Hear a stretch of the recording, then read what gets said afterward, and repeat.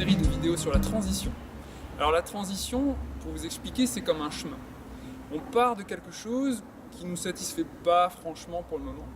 Vous l'avez peut-être ressenti, un malaise au travail, ça ne correspond plus à vos aspirations. Ou bien vous avez vu qu'il y a des sécheresses de plus en plus, même si vous aviez l'habitude dans votre enfance à voir de la neige en hiver ou beaucoup de pluie à l'automne, ça change, il y a quelque chose qui se passe.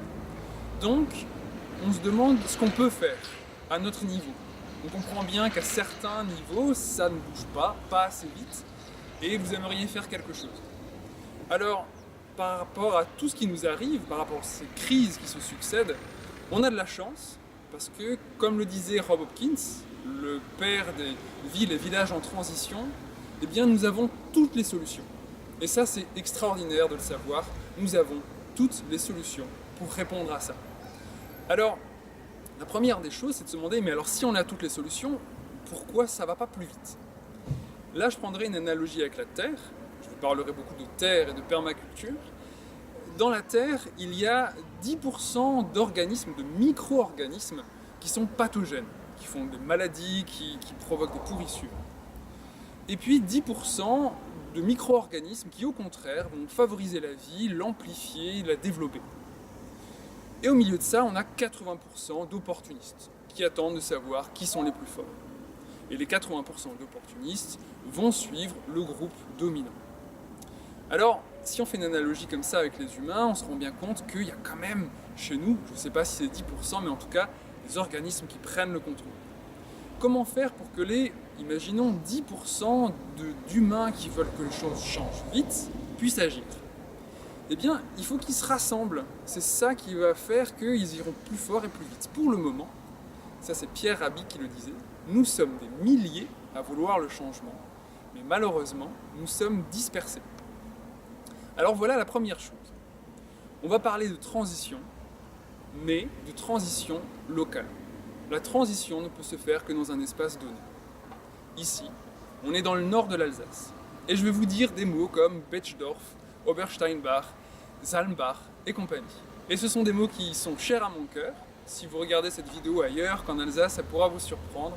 Mais j'espère que vous apprendrez à aimer ces mots-là. Quant à moi, je vais vous en parler beaucoup. Donc se réunir, première des choses. Vous habitez dans le nord de l'Alsace et vous cherchez comment agir. Alors un tout petit détour géographique pour vous montrer que nous sommes très nombreux. Commençons à Haguenau. Haguenau, donc, c'est à une trentaine de kilomètres de Strasbourg, vers le nord. À Haguenau, il y a le collectif Hopla. Haguenau autrement pour l'avenir. Tout jeune collectif qui s'est créé cette année. On monte un petit peu, on va vers le nord, on arrive à Betschdorf.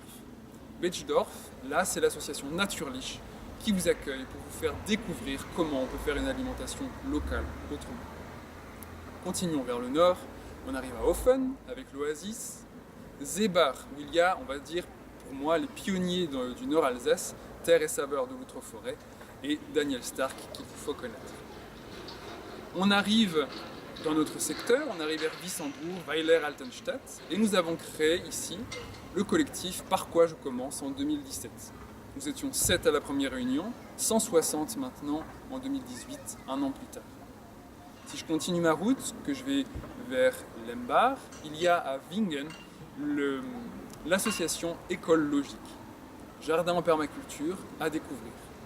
On pousse encore un petit peu plus loin, on arrive à Obersteinbach avec Hymenoptera, un jardin magnifique sur 4200 mètres carrés. Vous avez le choix, c'est extraordinaire tout ce que nous avons. On pourrait aller également vers Wörth, parler du système d'échange local de l'outre-forêt. On peut rester ici dans notre région de Wissembourg et je vous en parlerai longuement sur ce que nous pouvons faire. Notre collectif, ici à Wissembourg, s'appelle Par quoi je commence. Parce qu'après avoir vu le film Demain, sur les 5 thèmes agriculture, économie, énergie, démocratie, éducation, on s'est demandé par quoi je commence moi. Qu'est-ce que je peux faire à mon niveau? Et on a réfléchi à toutes ces thématiques. Il y a maintenant plusieurs choses déjà mises en place à Wissembourg. Je pense qu'on vous mettra le lien vers le site du collectif pour que vous puissiez découvrir tout ça. Même chose pour tous les amis que j'ai cités avant, qu'on m'excuse si je n'ai pas dit tous les acteurs de la transition dans le Nord Alsace, il y en a bien sûr d'autres, vous pouvez vous signaler à nous. quant à moi, je me suis posé cette question, par quoi je commence? Donc je suis Mathieu Launay, j'habite au centre-ville, au centre de Wissembourg, sur 1200 mètres carrés.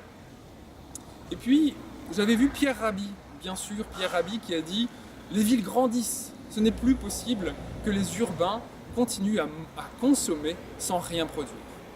Les citadins doivent commencer à produire leur propre nourriture. » Ça, c'était en 2011-2012, quand j'ai vu ça. Et c'était extraordinaire pour moi, ça a fait son chemin.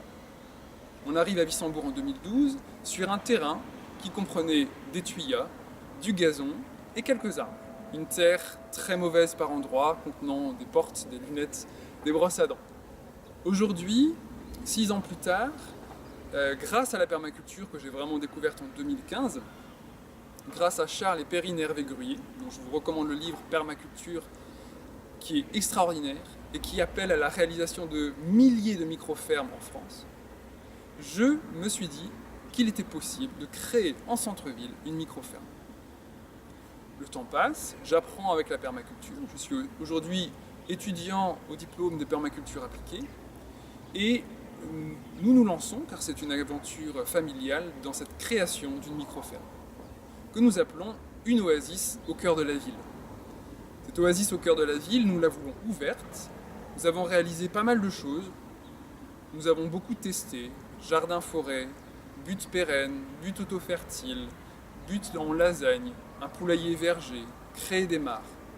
Donc tout ça, alors que c'est encore assez jeune, c'est un écosystème jeune, eh bien, nous voulons le montrer. Nous avons à cœur que les gens puissent s'inspirer, se dire « je peux faire la même chose ». Et nous souhaiterions que d'ici les 10 années à venir, au moins 3 micro-fermes soient logées dans l'enceinte de Wissembourg. Et nous appelons à ce que des dizaines et des dizaines de citadins qui ont un jardin ou même un balcon commencent à produire une partie de leur nourriture. Alors pour commencer, nous invitons tous ceux qui le souhaitent à une visite tous les samedis après-midi à 14 h, visite guidée, toujours sous un angle pédagogique, des petites dégustations de ce qui peut se faire ici. Et à 15 h 30, un atelier de permaculture. Ça dure de mars à novembre. Cette année, alors que nous débutons, nous commençons le 22 septembre 2018.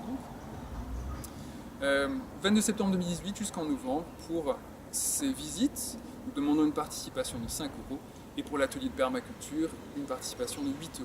Sachant que nous souhaitons que ce soit accessible pour tout le monde, si des collégiens, des lycéens souhaitent venir et qu'ils souhaitent, il y a une difficulté financière, ne vous en faites pas, venez quand même, vous êtes bienvenus pour accélérer la transition ici. Voilà, j'espère que vous nous suivrez, que vous partagerez ça parce qu'il est très important que la plupart d'entre nous comprennent qu'il est temps d'agir vite, que nous avons les solutions. Et je le redis vraiment, en terminant, c'est en nous connaissant les uns les autres, en apprenant à nous voir, à nous rencontrer, que nous allons pouvoir réussir cette magnifique transition.